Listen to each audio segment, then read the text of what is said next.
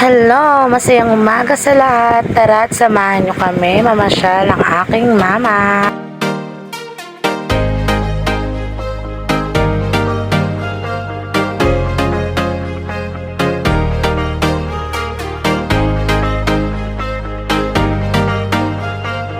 Dito nga at masayang masaya ako dahil minsan ko lang makasama si mama sa tuwing umaalis ako.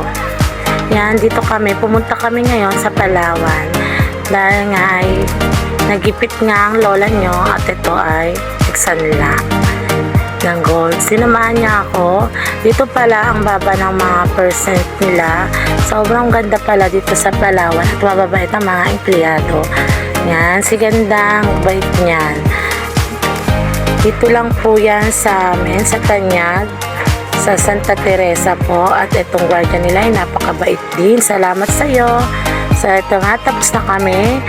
Pupunta naman kami ngayon dito sa Watermark. So naglalakad pa lang kami papunta doon.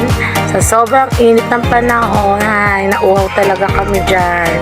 So sa mga naiinitan, huwag kayong agad na magdala kayo lagi ng payong at lagi kayo uminom ng tubig para na rin sa hindi tayo ma-high blood. Alam niyo naman ang panahon ngayon, sobrang init, nakaka-dehydrate talaga. So ito nga, at naglalakad kami ni mother, buti na lang at sinamahan talaga ako ni mama.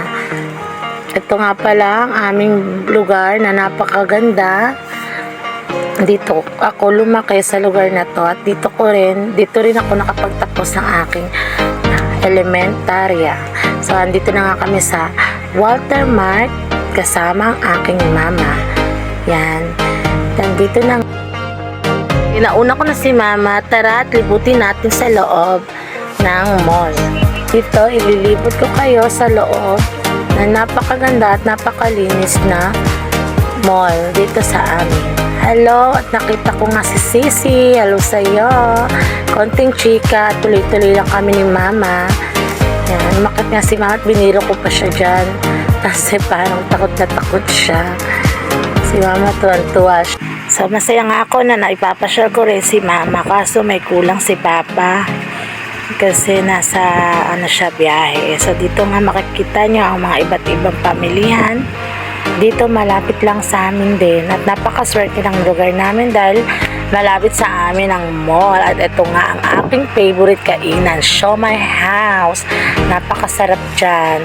Dito binibiro ko si mama, sabi ko magpicture kami, pero hindi niya alam, naka-video pala siya. Yan, naka-stop siya dyan ngayon. Nalaman niya na hindi pala siya naka-picture, video ako na pala siya dyan, hindi niya pa alam. Yan, nahuli niya rin ako. So dito nga, masaya talaga sa anak na makita mo yung mama mo or papa mo na masaya sila sa mga konting pinapasaya mo lang sila na maipasyal. Masaya na rin tayo na maipasyal ang ating mga magulang. So hanggat buhay pa ang ating mga magulang, ipasyal lang natin sila. Iparamdam natin sa kanila na gaano natin sila kamahal dahil nung mga panahon na tayo ay bata pa at hindi pa natin kaya ang sarili nating tumayo, lumakad at alagaan. Sila ang nandyan para alalayan tayo. Kaya happy ako na sa tuwing ginagawa ko to, masaya ako na nakikita yung aking magulang na masaya na rin. Next time, anong papa ko naman at mama ko isasama ko. So today's video, I'm happy na kasama ko talaga si mama. Dito binigyan ko siya ng panlaro niya. Sabi ko, ma, mag-enjoy ka lang habang kaya mo pang maglaro-laro dyan. At alam ko, darating ang araw na hindi na rin tayo makakasama. Dahil hindi naman talaga lahat tayo tatagal sa mundong ibabaw na to. So mga kawaki Lodi, kung kayo ay may mga magulang tulad ko na buo pa, enjoyin nyo lang sila, pasayahin at mahalin tulad ng ginagawa ko. Kaya ako, I'm happy na buo pa kami at masaya. So pinapapil ko sa magulang ko na mahal ko sila.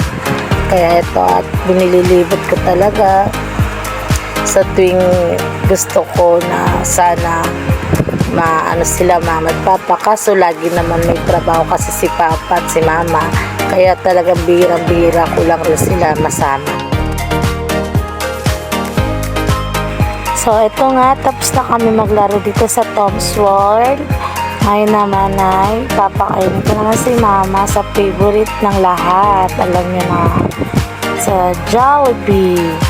So dito, masayang-masaya talaga ako na makasama ko si mama kahit konting oras lang. Dahil birang-bira lang talaga siyang sumama sa mga ganitong lakaran. Thank you po Papa Gar at may mama pa ako na lagi na minsan nakakasama ko sa lakaran. At ngayon nga ay papunta kami ng Jollibee, tapos na kami bumili ng Mercury. Hindi na rin ako nagbigas sa loob para mabilis na lang. At dito nga, nandito na kami sa Jollibee. Tara, pasok tayo. At nagugutom na ang aking madir. So dito nga, relax-relax na tayo. Napakainit sa labas. Ito ang aming in-order ng aking mama. Ayan.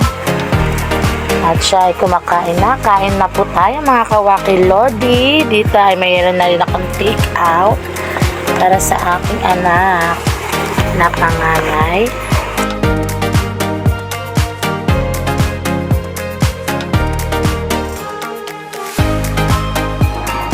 So, thank you so much. At hanggang dito na lang aming live ng aking madir. Salamat po.